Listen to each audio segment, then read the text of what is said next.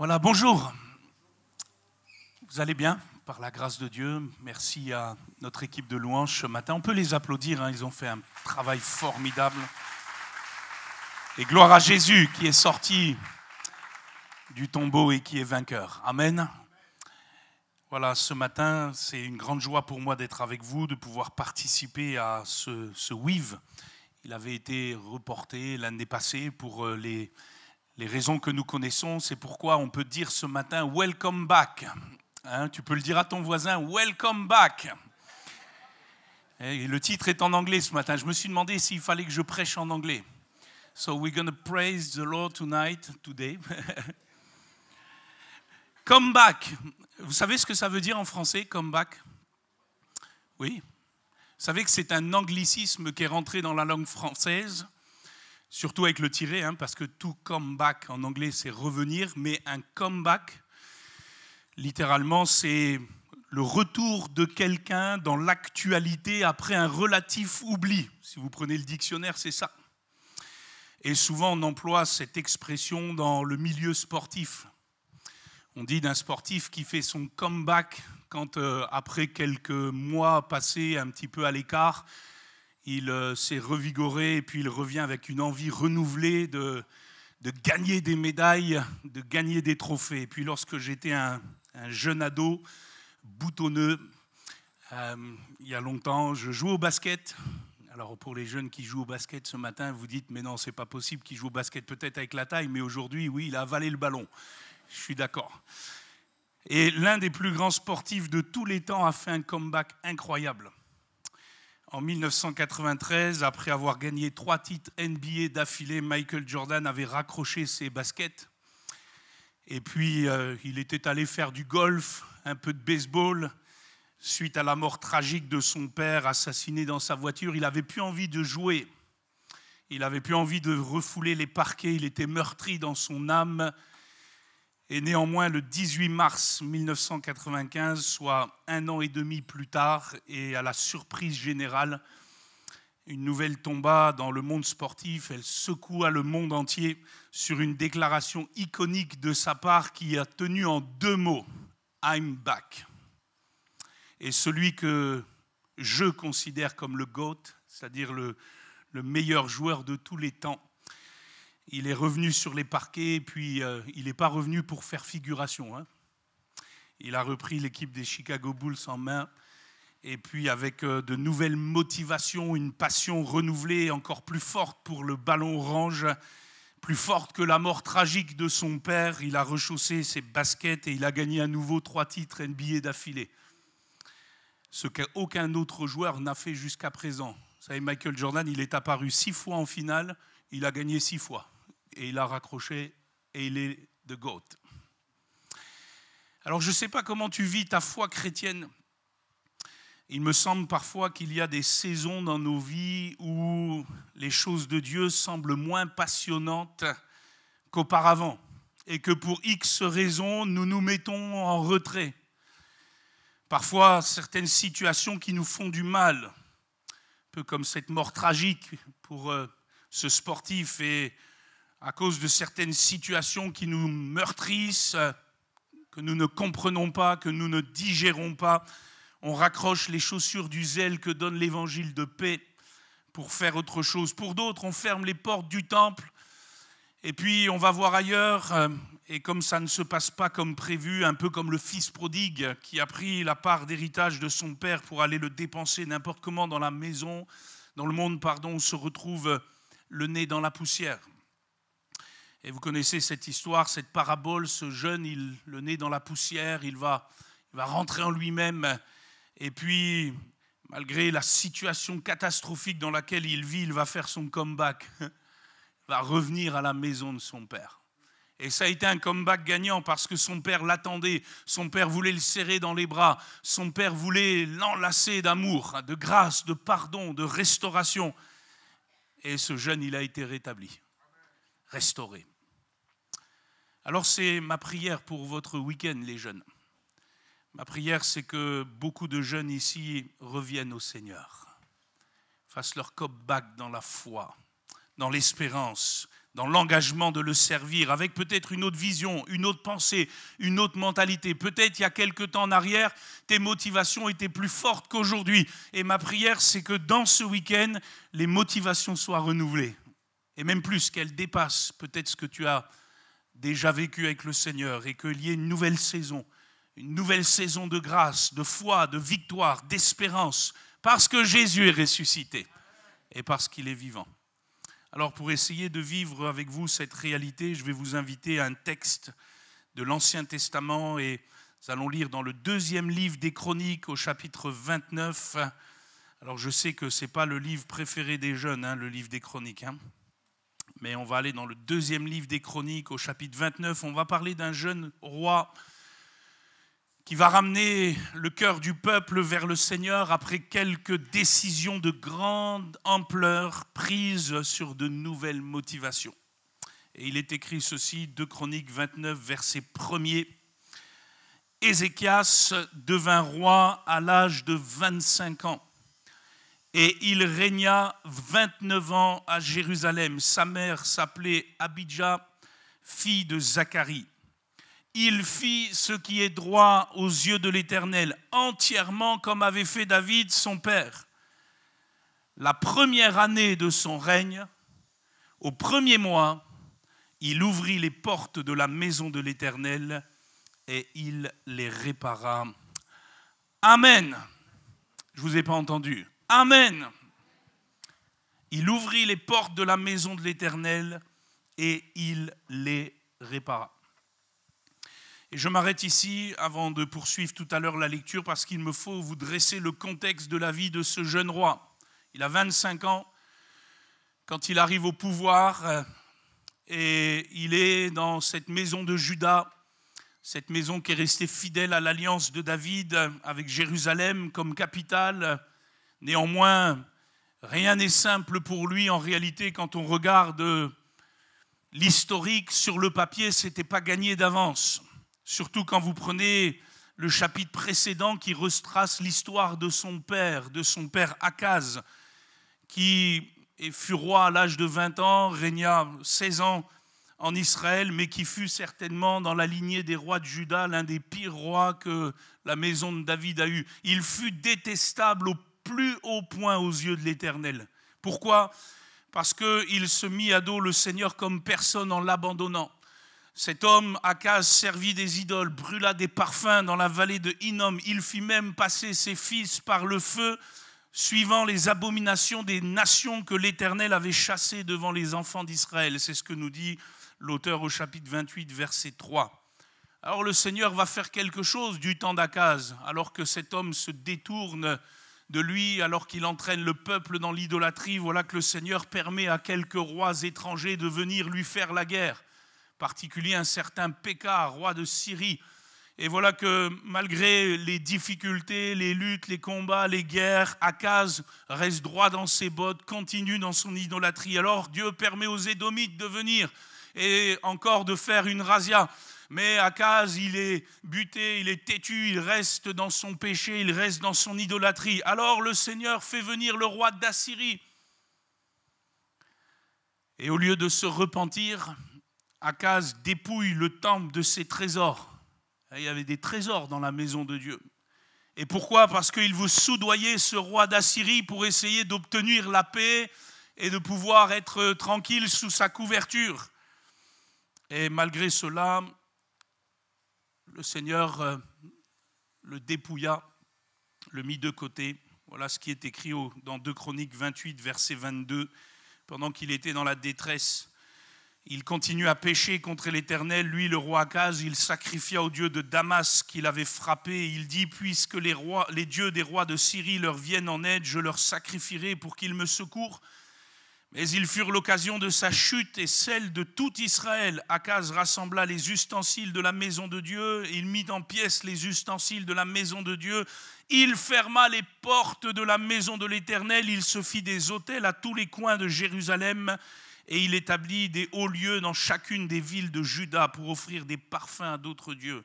Il irrita ainsi l'Éternel, le Dieu de ses pères. Le reste de ses actions et de toutes ses voies, les premières et les dernières, cela est écrit dans le livre des rois de Juda et d'Israël. Akaz se coucha avec ses pères et on l'enterra dans la ville de Jérusalem, car on ne le mit point dans les sépulcres des rois d'Israël. Et Ézéchias, son fils, régna à sa place. Un drôle d'héritage pour Ézéchias, hein? Voilà un fils qui a été élevé par un père idolâtre. Je ne sais pas quel papa tu as eu. Je ne sais pas quel père tu as. Peut-être il y a au milieu de nous des jeunes dont le père n'est pas si digne que cela. Et à la maison, ce n'est pas toujours simple.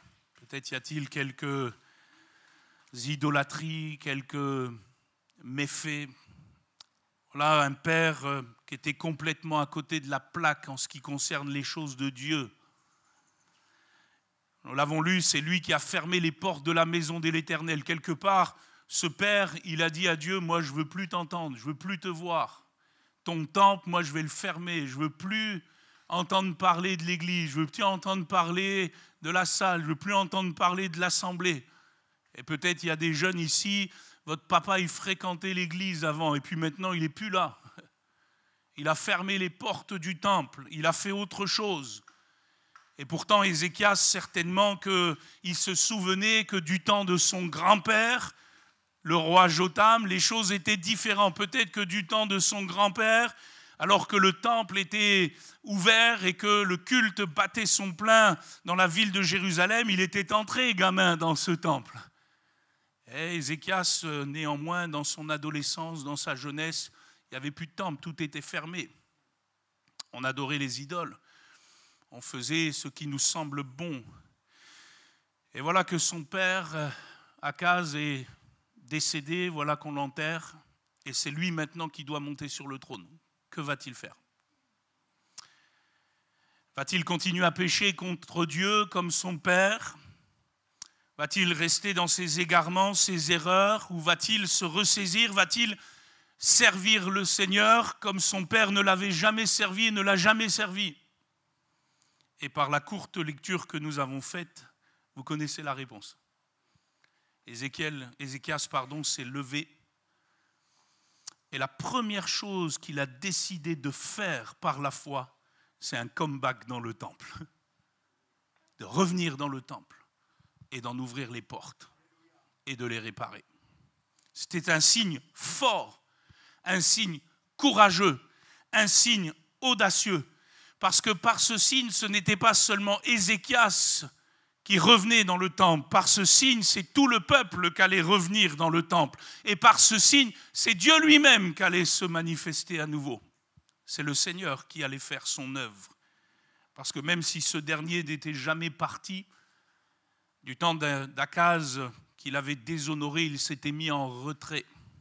Et il fallait donc que quelqu'un d'audacieux se lève pour restaurer la gloire de son nom, le servir avec des intentions renouvelées qui amèneraient à nouveau sa bénédiction sur le peuple. Et cet homme, ce fut le jeune Ézéchias. Et regardez ce qui est dit à partir du verset 4 de notre chapitre 29 de 2 Chroniques. Voilà ce qu'il a fait. Il a ouvert le temple, il a réparé les portes. Et puis il est dit, il a fait venir les sacrificateurs, les Lévites, qu'il assembla dans la place orientale et il leur dit, écoutez-moi Lévites, maintenant sanctifiez-vous, sanctifiez la maison de l'Éternel, le Dieu de vos pères, et mettez ce qui est impur hors du sanctuaire. Car nos pères ont péché et ils ont fait ce qui est mal aux yeux de l'Éternel, notre Dieu. Ils l'ont abandonné, ils ont détourné leur regard du tabernacle de l'Éternel, lui ont tourné le dos. Ils ont même fermé les portes du portique, éteint les lampes, et ils n'ont offert au Dieu d'Israël ni parfum ni holocauste dans le sanctuaire. Aussi la colère de l'Éternel a été sur Juda et sur Jérusalem, et il les a livrés au trouble, à la désolation, à la moquerie, comme vous le voyez de vos yeux.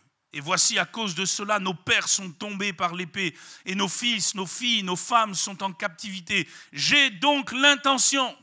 Quelle est ton intention dans ce week-end ?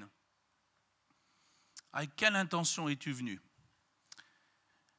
Ézéchias dit, j'ai donc l'intention de faire alliance avec l'Éternel, le Dieu d'Israël, pour que son ardente colère se détourne de nous. Maintenant, mes fils, cessez d'être négligents, car vous avez été choisis par l'Éternel pour vous tenir à son service devant lui, pour être ses serviteurs, pour lui offrir des parfums.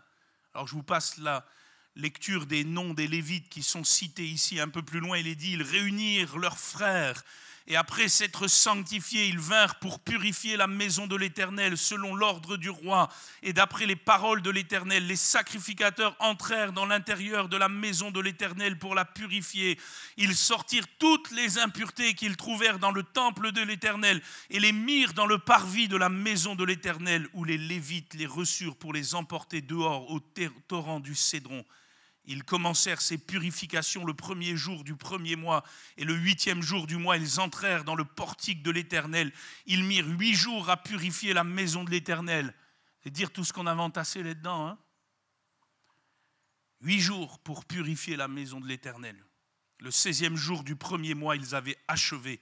Ils se rendirent ensuite chez le roi Ézéchias et dirent, nous avons purifié toute la maison de l'Éternel, l'autel des holocaustes et tous ses ustensiles, et la table des pains de proposition et tous ses ustensiles. Nous avons remis en état et purifié tous les ustensiles que le roi Akaz avait profanés pendant son règne lors de ses transgressions. Ils sont devant l'autel de l'Éternel.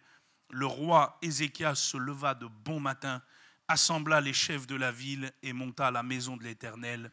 Amen. Et la Bible nous dit à la fin de ce chapitre que subitement, tout le peuple de Dieu va se rassembler, va se réjouir de ce qu'on avait restauré le service dans la maison de l'Éternel. Et nul doute que la grâce de Dieu était opérante. Il y avait une onction particulière sur ces moments-là, où Ézéchias, avec les lévites et les sacrificateurs, dans des intentions renouvelées, ont purifié la maison et ont laissé la gloire de l'Éternel pénétrer à nouveau leur cœur. Et moi je le dis ce matin, jeune homme, jeune fille, tu peux être un Ézéchias pour ta génération. Tu peux être un Ézéchias pour ta famille. Tu peux être un Ézéchias là où le Seigneur t'a placé. Tu peux être un Ézéchias dans le groupe de jeunesse. Tu peux être un Ézéchias dans ton assemblée. Tu peux te lever et faire ce que tes pères n'ont pas fait ou n'ont plus fait. Et tu peux le faire par la foi. Tu peux te lever, servir le Seigneur avec une nouvelle vision, avec de nouvelles motivations, avec de nouvelles intentions, avec de nouveaux sentiments. Tu peux te lever et restaurer la dignité du Seigneur, de son nom, au milieu des tiens. Tu peux te lever, tu peux devenir un jeune homme, une jeune femme de foi bénie, malgré le contexte dans lequel tu as évolué jusqu'à présent. Et pour ce faire, si tu le souhaites, si tu le désires et si tu veux voir la gloire de Dieu et la main du Seigneur sur ta vie, tu vas devoir agir concrètement dans 3 choses. 3 choses sur lesquelles Ézéchias a agi, 3 choses sur lesquelles Ézéchias a mis en route les Lévites et les sacrificateurs, 3 choses sur lesquelles il faut concrètement se lever et agir par la foi. Premièrement, comme nous l'avons lu, il te faudra ouvrir à nouveau les portes du temple. Et cela nous parle de la recherche de la présence de Dieu. Parce que l'Ancien Testament était l'ombre des choses à venir. C'était la préfiguration des choses concrètes que nous vivons en Christ. Et dans l'Ancien Testament, le temple, ça parle de la présence de Dieu. C'est là que Dieu siégeait. Dieu siégeait dans le lieu très saint. La présence de Dieu était là, sur le coffre de l'arche de l'Alliance. Il était là, derrière le voile. C'était ce symbole puissant de sa communion, de son intimité. Et nous le savons, nous le prêchons. Dans la Nouvelle Alliance, il n'est plus question de temple. Il n'est plus question de bâtiment. Il n'est plus question de salle. Et quoique nous ayons besoin d'une salle pour nous rassembler, cette salle n'est qu'une salle. Le temple, c'est nous. Le temple, c'est toi. Le temple, c'est l'Église. Le temple, c'est le corps de Christ. Le temple, c'est ton corps. Ne sais-tu pas que ton corps est le temple du Saint-Esprit? Le vrai temple, c'est le Seigneur. Et sa présence, elle n'est plus derrière un voile. Sa présence, elle ne repose plus sur une arche en bois fait d'acacia recouverte d'or. Sa présence, elle est dans nos cœurs par le Saint-Esprit. Et s'il y a une porte qu'il faut que tu ouvres, s'il y a une porte qu'il faut que tu ouvres de nouveau pour avoir accès à la communion et à la présence de Dieu, à l'intimité de Dieu, c'est la porte de ta chambre. Parce que le Seigneur a dit, quand tu pries, entre dans ta chambre. Et là, prie ton Père, qui est là dans le lieu secret. Et ton Père qui voit dans le secret te le rendra. Ton Père qui voit dans le secret te le rendra. L'ouverture des portes du temple nous parle d'une prière renouvelée, d'une vie de prière renouvelée, d'une recherche ardente de la présence de Dieu. Vous savez, moi j'avais 12 ans quand le Seigneur m'a baptisé du Saint-Esprit. À l'âge de 16 ans où j'étais encore à tirailler entre le sport et le Seigneur a fait en sorte de me marquer pour son service. Et à partir de ce jour-là, ma vie de prière a pris une autre tournure. J'ai commencé à chercher la face de Dieu. J'ai commencé à vivre pour ça, dans cette optique-là, dans cette intention-là. Vous savez ce que Ézéchias a fait lorsqu'il a finalement ouvert les portes du temple? Il a dit à tout le peuple, les yeux dans les yeux, maintenant nous allons revenir dans la présence de Dieu. Et vous savez, la pandémie, elle a fait quelque chose. Elle a révélé le peu de qualité de vie de prière de beaucoup.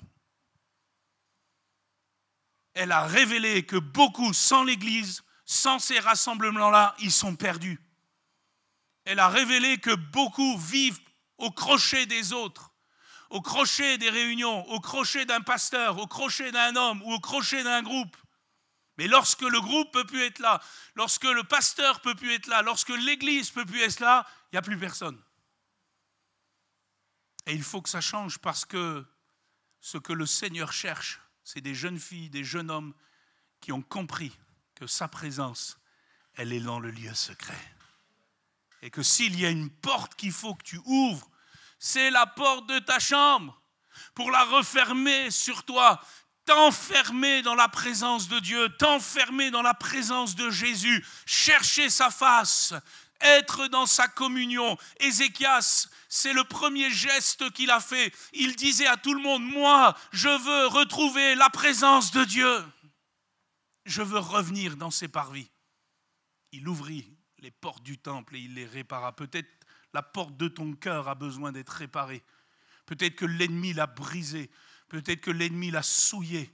Peut-être que l'ennemi l'a fracassé. Excuse-moi l'expression. Il faut que tu répares la porte de ton cœur. Parce que Jésus se tiendra toujours là. Il se tiendra à la porte et il frappera. Et si quelqu'un entend sa voix, ouvre la porte, qu'est-ce que fera Jésus? Il viendra et il soupera avec lui. Il faut que tu répares la porte de ta vie de prière. Il faut que tu l'ouvres, la porte de ton temple. Ton corps est le temple du Saint-Esprit. Akaz avait fermé les portes du temple, mais Ézéchias les a ouvertes. Et peut-être, comme je le disais tout à l'heure, tes parents ne prient plus à la maison. Peut-être que tu les entends jamais prier. Moi, j'ai eu la grâce d'avoir un père que j'entendais prier tous les matins. Je ferme les yeux encore aujourd'hui, j'ai 41 ans, je ferme les yeux, j'entends mon père prier dans sa chambre. Et peut-être tu n'as jamais entendu ça. Peut-être que chez toi, on ne prie jamais. Oh, peut-être qu'à l'église, oui, tu vois tes parents prier, mais à la maison, ils ne prient pas. Et je te dirais, mais ce n'est pas une fatalité. Toi, tu peux faire comme Ézéchias. Tu peux aller retrouver la communion de Dieu.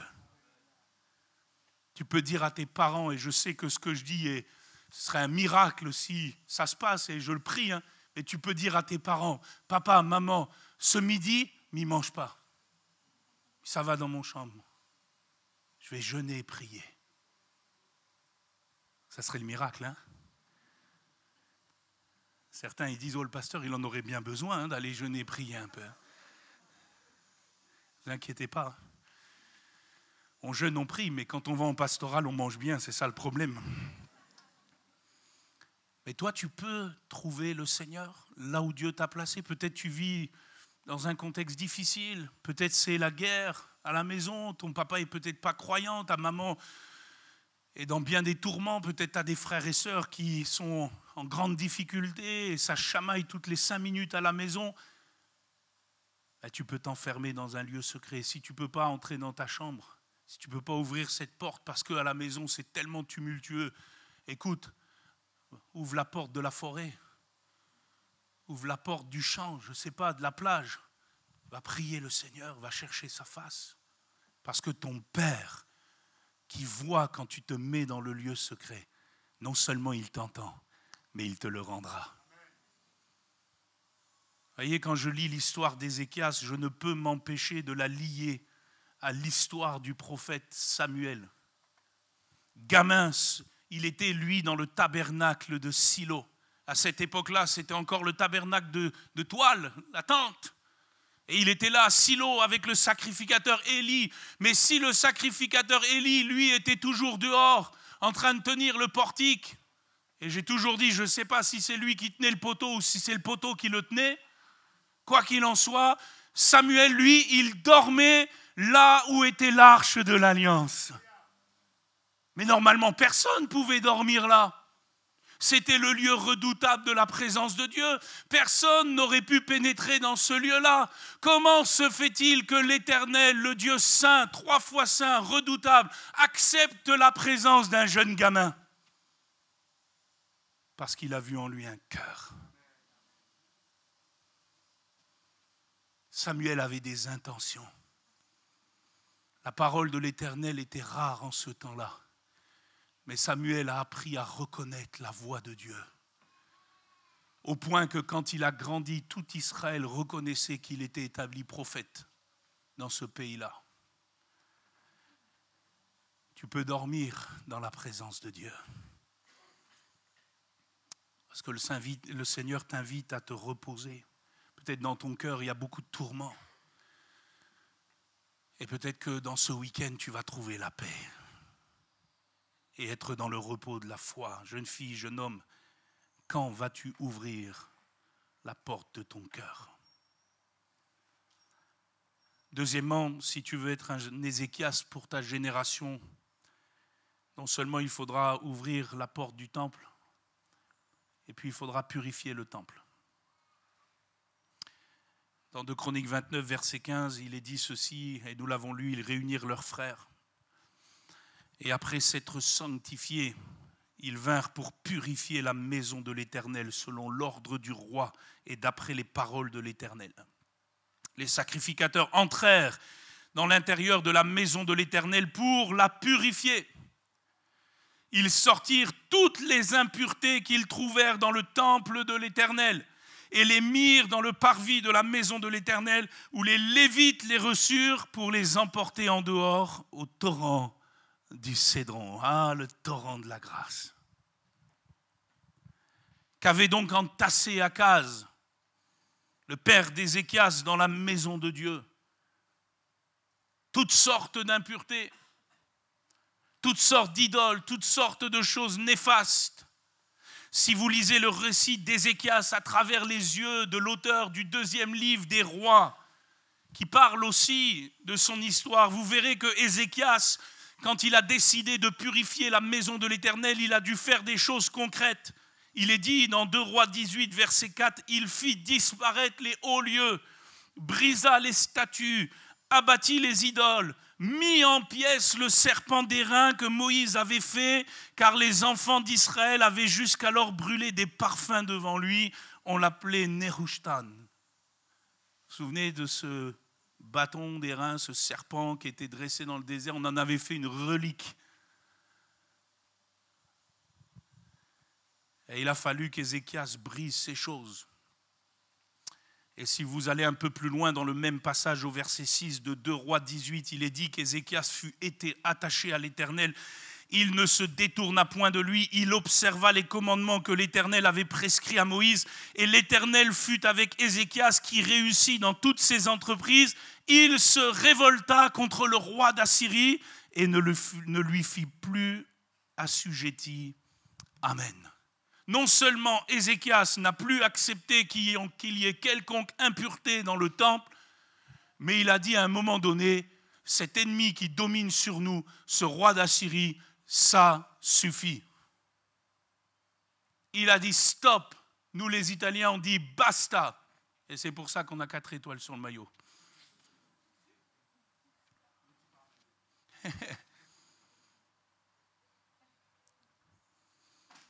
Jeune homme, jeune fille, il te faut purifier ton cœur. Ton corps est le temple du Saint-Esprit. Il te faut te dégager de tout ce qui donne accès au malin dans ta vie. Il te faut te dégager sérieusement de son joug. Il te faut sanctifier ton âme. Paul dira aux Thessaloniciens, ce que Dieu veut, c'est votre sanctification. C'est que vous vous absteniez de l'impudicité. Ah, l'impudicité, c'est le mal des hommes. Ce n'est pas seulement le mal de ce siècle. C'est le mal de tout temps depuis que le péché est entré dans le monde. Cette impudicité, tout ce qui est lié à un corps livré, malheureusement, à la débauche. C'est que chacun de vous, dit Paul, sache posséder son corps dans la sainteté et l'honnêteté, sans vous livrer à une convoitise passionnée, sans vous livrer à une convoitise passionnée. Et malheureusement, c'est le drame des jeunes de tout temps, et encore plus aujourd'hui, où la convoitise est émoussée. Et on fait en sorte que ces choses-là soient toujours émoussées. Et ces jeunes aujourd'hui, ils ne peuvent plus se passer de mettre une photo d'eux sur Instagram. J'ai amené mes enfants l'autre fois à la plage. Il y avait une jeune ado qui était là. Elle n'avait pas mieux à faire que d'essayer de se prendre dans tous les angles en photo. Misérable. Vendre son corps. Penser que c'est ça qui va donner de la valeur.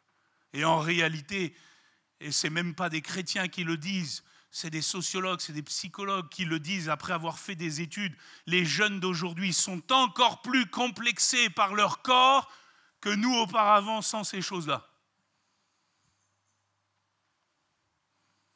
Et si tu veux faire un retour gagnant devant Dieu, si tu veux faire un comeback qui va avoir du poids devant le Seigneur, il va falloir déchirer ton cœur. Te débarrasser de toute souillure qui aurait pu s'installer insidieusement en toi. Vous savez ce qu'a dit Jésus à ce niveau-là? Il a dit, ce n'est pas ce qui rentre dans l'homme qui le souille. C'est ce qui en sort. Et il a dit ceci, ce qui sort de l'homme, c'est ce qui souille l'homme. Car c'est du dedans, c'est du cœur des hommes que sortent quoi? Les mauvaises pensées, les adultères, les impudicités, les meurtres, les vols, les cupidités, les méchancetés, la fraude, le dérèglement, le regard envieux, la calomnie, l'orgueil, la folie. Et si Jésus avait pu dire « etc », il aurait dit « etc ». Toutes ces choses mauvaises sortent du dedans. Et voilà ce qui te souille, voilà ce qui souille l'intérieur du temple, de ton corps, de ton âme, de ton cœur. Les mauvaises pensées. C'est fou que le Seigneur mette ça en tout premier. On aurait certainement mis pas cela en tout premier dans notre liste.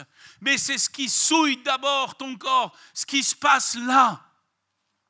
Les pensées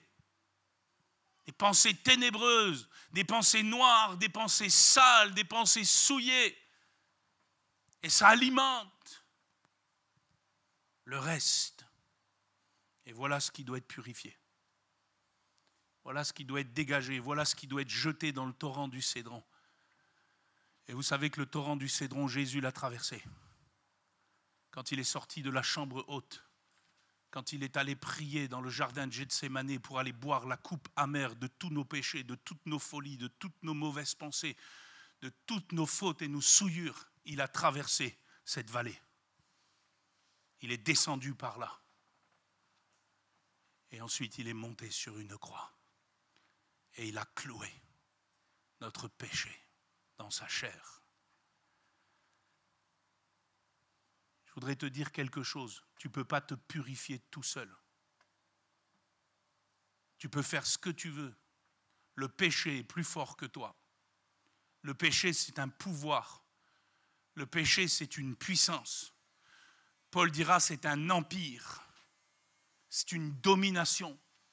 Il disait, Paul, dans Romains 7, je voudrais faire le bien, malheureusement le mal est attaché à moi. Et c'est vrai que nous avons besoin de motivation, nous avons besoin de nouvelles intentions. Et je prie, je le répète, que ce week-end marque un tournant pour ta jeune vie et que dès ce message, dès ce moment, tu puisses réellement retrouver de saines motivations. Mais ça ne suffira pas, il te faut la puissance du Seigneur. Il te faut la puissance du Saint-Esprit. Il te faut la puissance du sang précieux de Jésus, parce qu'il n'y a que le sang précieux de Jésus qui peut purifier de chaque péché, qui peut te purifier peut-être des mauvaises pensées, de la pornographie, des choses impudiques, des choses sales, souillées, qui sont entassées dans ton cœur, dans ton âme, depuis tant de temps. Oui, c'est certain, personne ne le voit, parce que tu as fermé les portes comme Akaz, tout est à l'intérieur. Mais si tu vas ouvrir les portes en réponse à l'appel de Dieu, il va falloir que ces choses dégagent.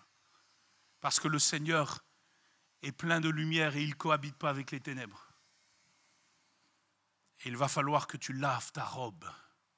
Heureux ceux qui lavent leur robe, afin d'avoir droit à l'arbre de vie et d'entrer par les portes dans la ville. Heureux ceux qui lavent leur robe. Et ce n'est pas un message seulement pour quelqu'un qui n'a pas encore donné son cœur au Seigneur. Heureux ceux qui lavent continuellement leur robe. Peut-être tu as donné ta vie il y a longtemps au Seigneur. Peut-être tu as marché avec le Seigneur depuis longtemps. Mais des choses se sont incrustées à nouveau. Et j'aimerais nous rappeler ce matin que ce qui intéresse le Seigneur, ce n'est pas l'extérieur du plat. Excusez-moi de le mettre comme ça, c'est l'intérieur de la gamelle. C'est l'intérieur de la marmite. Parce que c'est là où on cuisine, n'est-ce pas? Les sœurs qui font des caries. Bon, les frères aussi. Hein.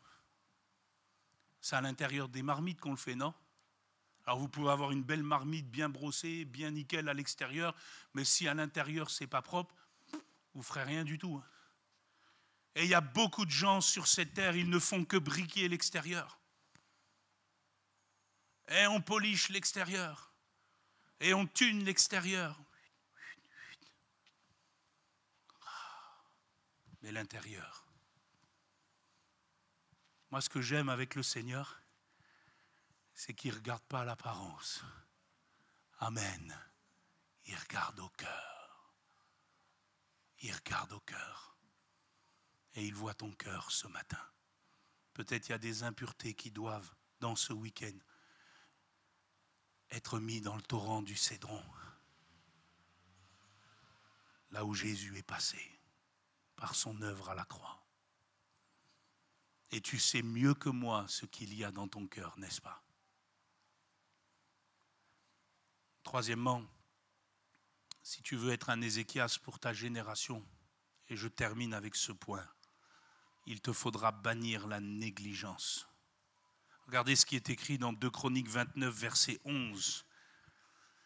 Lorsque Ézéchias rassemble les Lévites et les sacrificateurs pour faire cette œuvre de purification, il dit maintenant, mes fils, cessez d'être négligents, car vous avez été choisis par l'Éternel pour vous tenir à son service devant lui, pour être ses serviteurs et pour lui offrir des parfums. Mes fils, mes filles, cessez d'être négligents. C'est l'appel de Dieu ce matin pour cette jeunesse. Comment ça, négligent? Il est fort à parier que ces sacrificateurs et ces Lévites n'avaient pas versé dans les souillures d'Akaz. Il est fort à parier que ces sacrificateurs et ces Lévites s'étaient abstenus de tout ce que le roi avait emmené dans son impureté et sa folie. Mais ils n'ont rien fait pour s'y opposer. Ils n'ont rien fait pour que le temple reste ouvert. Ils n'ont rien fait pour que les lampes continuent à brûler. Leur rôle était de se tenir devant Dieu pour être ses serviteurs et ses nuits et jours et offrir le parfum tous les jours devant sa face. Ce temple ne devait jamais fermer, les lampes ne devaient jamais s'éteindre. Coûte que coûte, quoi qu'il en coûte. Personne n'aurait dû avoir le pouvoir d'éteindre les lampes et de fermer le temple, pas même le roi Akaz. D'ailleurs, ils auraient pu s'appuyer, ces souverains sacrificateurs et ces lévites, sur ce qui s'était passé du temps de l'arrière-grand-père d'Ézéchias. Parce que si Ézéchias a eu un père indigne, s'il a eu un bon grand-père, il a eu un arrière-grand-père qui était bon pendant tout un moment et qui a mal fini. Un certain Osias, qui a régné 50 ans passés sur Jérusalem, mais qui à la fin de son ministère, il a été pris par un coup de folie. Il s'est dit, puisque je suis arrivé, moi le grand roi, je vais aller moi-même dans le temple et je vais moi-même offrir le parfum, ce qui était interdit. Même s'il était roi, il ne pouvait pas faire ça. C'était la fonction des sacrificateurs, c'était la fonction des Lévites, c'était la fonction de cette maison de Lévi. Ce n'était pas donné aux autres. Mais lui, il ne se prenait pas pour n'importe qui, Osias. Et il a voulu rentrer dans le temple. Et vous savez ce qu'ont fait les sacrificateurs à ce moment-là? Ah, ils se sont réunis et lui ont dit, qui que tu es, toi, Osias, si tu rentres ici? Je pense que le souverain sacrificateur, il a dit, mais t'as pas où? Lisez l'histoire. Et la Bible nous dit qu'à ce moment-là, Osias qui voulait forcer le barrage, Dieu l'a châtié, la lèpre a éclaté sur son front. D'un seul coup, boum! Et il a dû sortir du temple, fuir, prendre ses jambes à son cou. Et parce qu'il était lépreux, il n'a même pas pu rester à Jérusalem. Il était obligé d'être dans un lieu à l'écart. Tout roi qu'il était, déchu. Et c'est dans ce contexte qu'Ésaïe avait vu le Seigneur dans son temple, régner dans sa sainteté. L'année de la mort du roi Osias. Et voyez-vous, les sacrificateurs et les Lévites du temps d'Ézéchias, ils avaient oublié ce fait-là. Ils ne s'étaient pas dressés contre Akaz. Ils l'avaient laissé éteindre les lampes. Ils l'avaient laissé fermer la porte du temple. Ils n'avaient rien fait. Oh certes, ils n'avaient pas plongé leurs mains dans les souillures. Oh, ils n'étaient pas dans tous ces péchés d'impudicité. Eux, ils étaient propres. Mais ils étaient négligents.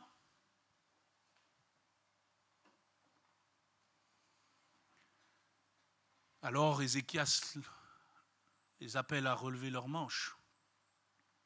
Et peut-être que ce matin, il y a aussi une parole pour des jeunes. Oh, vous ne versez pas dans des impudicités, oui, vous ne versez pas dans des péchés, vous êtes bien sous tout rapport et on vous aime. Mais vous êtes négligents sur certains aspects, sur certaines choses. Parfois, il vaut mieux rien dire. Ouh là là, midi pas rien.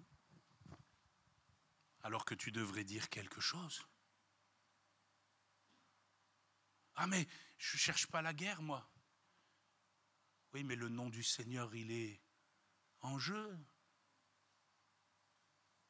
Et l'apôtre Pierre va dire ceci dans 2 Pierre 1, verset 3, comme sa divine puissance nous a donné tout ce qui contribue à la vie et à la piété au moyen de la connaissance de celui qui nous a appelés par sa propre gloire et par sa vertu, lesquelles nous assurent de sa part les plus grandes et les plus précieuses promesses, afin que par elles vous deveniez participants de la nature divine en fuyant la corruption qui existe dans le monde par la convoitise. À cause de cela même, faites tous vos efforts pour joindre à votre foi la vertu, à la vertu la science, à la science la tempérance, à la tempérance la patience, à la patience la piété, à la piété l'amour fraternel, à l'amour fraternel la charité. Car si ces choses sont en vous et y sont avec abondance, elles ne vous laisseront point oisifs ni stériles pour la connaissance de notre Seigneur Jésus-Christ. Amen. Et voyez, à chaque fois que tu ne fais pas tous tes efforts pour joindre à ta foi tout ce que le Seigneur te demande, tu es négligent. Oui. Et la négligence, nous dit l'apôtre Pierre, elle engendre la oisiveté. Et vous savez ce qu'on dit de la oisiveté? C'est la mère de tous les vices. Négligence, oisiveté. Et je les vois, ces jeunes, oisifs. Dans la vie. Tournent en rond. Ne vivent pas tout ce que le Seigneur a prévu. Parce qu'au fond, ils ne font pas tous leurs efforts. Vous savez, le grand drame d'aujourd'hui, c'est qu'on veut que tout nous soit donné sur un plateau d'argent.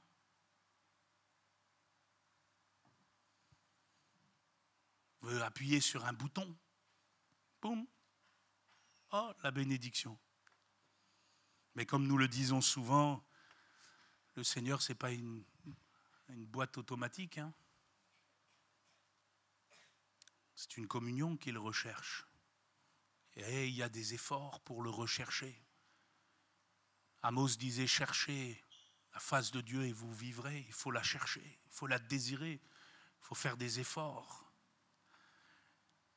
La négligence engendre la oisiveté et la négligence engendre aussi la complaisance. Que vous le vouliez ou non, les Lévites et les sacrificateurs ne s'étant pas opposés à Akaz, ils étaient complaisants. Ils étaient complaisants. Et Jésus a eu un jour un message pour une église qui avait ce problème-là dans l'Apocalypse. Si vous tournez avec moi dans le chapitre 3 du dernier livre de la Bible, au verset 1er, Jésus va dire ceci à l'église de Sardes. Écrit à l'ange de l'église de Sardes, voici ce que dit celui qui a les 7 esprits de Dieu et les 7 étoiles. Je connais tes œuvres. Je sais que tu passes pour être vivant et tu es mort. Sois vigilant, affermis le reste qui est près de mourir, car je n'ai pas trouvé tes œuvres parfaites devant mon Dieu. Rappelle-toi donc comment tu as reçu et entendu, et garde et repens-toi. Si tu ne veilles pas, je viendrai comme un voleur, et tu ne sauras pas à quelle heure je viendrai sur toi. Tu passes pour être vivant, mais tu es mort. Tu passes pour être un jeune enflammé, mais il y a plus de fumée que de feu. Tu es mort. Mort parce qu'il y a de la négligence, de la complaisance. Vous remarquerez que dans ce texte, Jésus ne les condamne pas pour de l'impudicité. Jésus ne les condamne pas pour des fausses doctrines. Jésus ne les condamne pas pour toutes sortes de déviances. Jésus dit simplement à cette église, voilà le diagnostic. Tu passes pour être vivant, mais tu es mort. Et ils avaient un problème de négligence, puisque Jésus dit, rappelle-toi donc comment tu as reçu et entendu, et garde. Et ça sous-entend qu'ils ne gardaient plus.